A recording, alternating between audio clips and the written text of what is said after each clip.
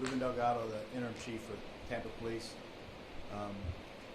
Just wanted to brief everybody this evening on the Stephanie Crone-Overholts case. As you all know, our detectives have been working nonstop for almost 2 weeks now on the investigation to her death. We're relieved tonight to announce that we've made an arrest for her murder. Lutz resident Robert Kessler, who's already in custody on an unrelated drug charge, is being charged with second-degree murder and the abuse of a dead body charge.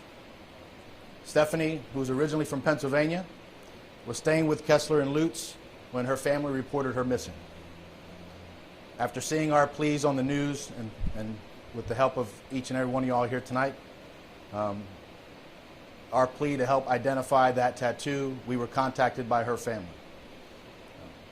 Through some of our investigations, we were able to identify an address that was associated with Stephanie that belonged to Mr. Kessler. When we went out to speak to Mr. Kessler about the missing person report that Stephanie was filed upon in Pennsylvania, he told us that Stephanie was staying there for a while, but however had left a few weeks prior. However, through our investigations and some of the evidence that we were able to recover, it was quickly determined that what he was telling us was not factual. So with the help of, well, as you know, on the 14th is when we went and spoke with Mr. Kessler. On the 16th is when we located Stephanie's car with the help of the Hillsborough County Sheriff's Office. And then through our investigative means, through some search warrants that we did, we were able to locate enough evidence. In fact, we located some of Stephanie's blood in her car. We did a search warrant on Mr. Kessler's house where we found more blood and a pair of shoes. FDLE and the medical examiner's office worked with us very closely, and we were able to determine that the blood in all of those cases belonged to Stephanie. So that's when we ruled this a murder. So today, he's charged with second-degree murder and abuse of a dead body. This is still ongoing. We wanted to get this information out as quickly as possible.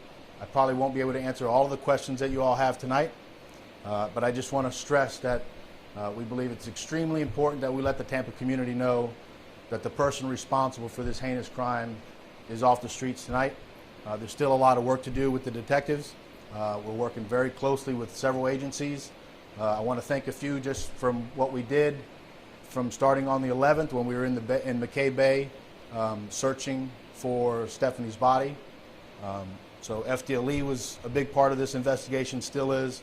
The Hillsborough County Sheriff's Office, Pasco County Sheriff's Office came down to help. Florida Fish and Wildlife Conservation Commission was also a big help with us, as well as the U.S. Coast Guard. And then again, the media and the public for getting our information out as quickly as possible and helping us identify Stephanie and helping us get to the bottom of this case. So I'll take any questions that you all have now. I may or may not be able to answer all of them, but I'll answer what I can. What was the relationship between Kessler and Stephanie? So according to Kessler, it was he met her somewhere at a fast food restaurant, and she had said she was living out of her car at the time, so he invited her to live with him. Do you know how she died or how long ago she died? Sorry? Cause of death and time of death? Yeah, we're still working with the ME's office. The full report's not complete through the ME's office. We're able to say it is a homicide, but the actual death we're not going to release at this time. Can you explain how long her body was in the water? I'm sorry? Do you know how long her body parts were in the water? Exact day, it's hard to say. We know we have some activity on the 5th and 6th by the water that we're still trying to piece together. There was a witness that was there that said he saw somebody on the bridge throwing stuff into the water. Right. Is that?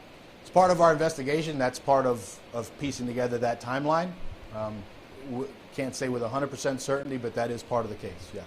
Can you explain to us what's next in the investigation and if you're still asking the community for help and if you just want to know what information? Yeah, so the detectives still have a lot of work to do.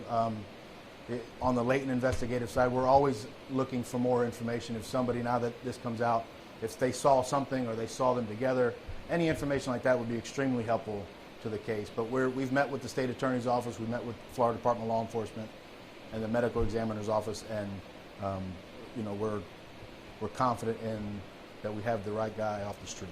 Can you explain to us that he is already arrested and some other charges? Can you explain to us about his criminal history? Yeah, so he has a history. He's been in prison several times. And a lot of it is for drug activity. He is currently in jail now or in custody now for a drug charge.